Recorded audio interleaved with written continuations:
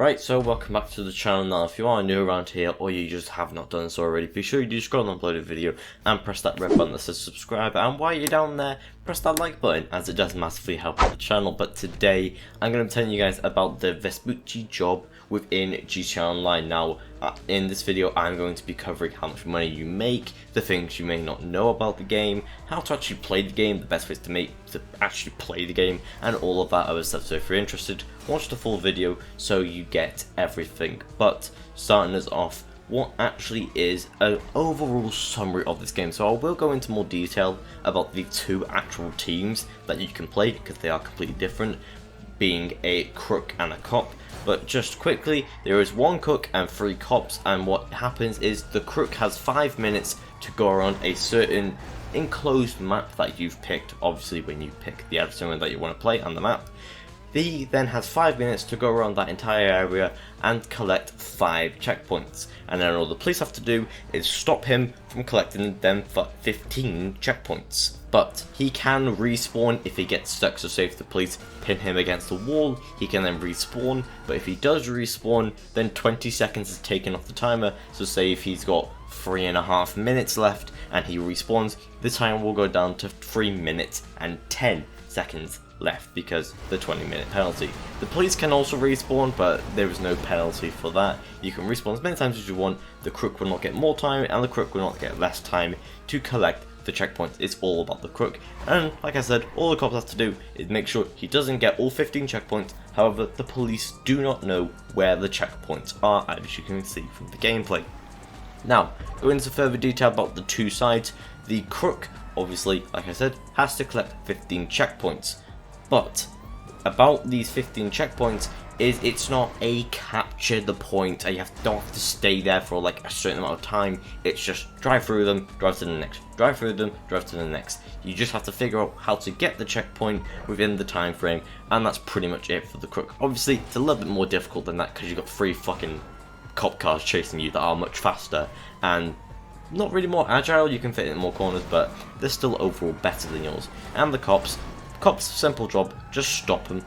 They don't have to collect anything, there's no upgrades for your car, you just have to stop them. So, in my opinion, which one do I think is better? In my opinion, I believe that the cops are better, simply because the cars are just way faster, it just seems easier, plus you're on a team as well, and it just seems more fun, especially if you do this with a group of friends. Although the crook does have his benefits, overall I prefer being on the cop side. But let me know what you guys think down below. Which team do you prefer? Do you prefer the cops or do you prefer the crooks? Now, for how much money this actually gives you, it's a bit weird, seeing as for both teams it's a little bit off, because if the crook survives like say 4 minutes and they collected all the checkpoints, they won't get the $24,000, which $24,000 is how much you get if you lose. If you're the crook and you lose the 5 minutes, $24,000 is how much the cop gets, and you get 15,000. But if you collect all the checkpoints as the crook, you only get $15,000 for that round as the crook, and the cops get less, obviously, because they lost.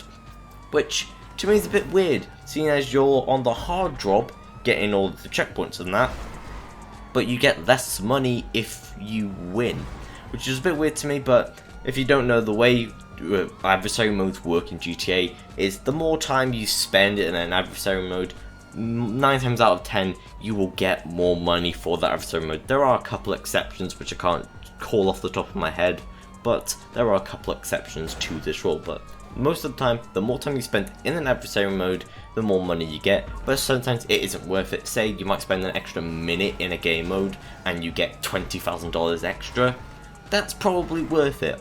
But if you only get like an extra 2 grand if you spend 2 minutes in a game mode, that's not really worth it, and that's why these money guides exist. Hi. But obviously, what do you think about this game mode? Me personally, it's easy to find a game mode. Just go on your phone and click adversary modes, or just pick one from the actual job interaction menu. When it's triple money, again, if it isn't triple money and there's no bonus at all, it might be a little bit harder, but you know, at the moment it is quite easy to get into a game. But with that said, what do you guys think? Let me know it down in the comments. Do you like this game mode? Do you think you'll be playing it? Or do you think that you will be playing other things in free roam? Because you can make about, if you play well and win most games, you could probably make about $300,000 an hour making this. Obviously it compares nothing to free roam. Free roam you can make up to double that, but it's an adversary mode, it's a lot of fun for your friends, so let me know what you guys think down below. But that's pretty much going to do it for today's video. As always, if you did enjoy, be sure you do leave a like on the video, and also leave a comment and tell me what you think down below. And if you did enjoy this, go check out some videos as there are plenty more on the channel, and if you did enjoy them, feel free to subscribe as it is completely free and we are coming close to 3,000 subscribers, so that will massively help. Remember, go check out some videos, there are plenty more on the channel, and I'll see you guys in the next video.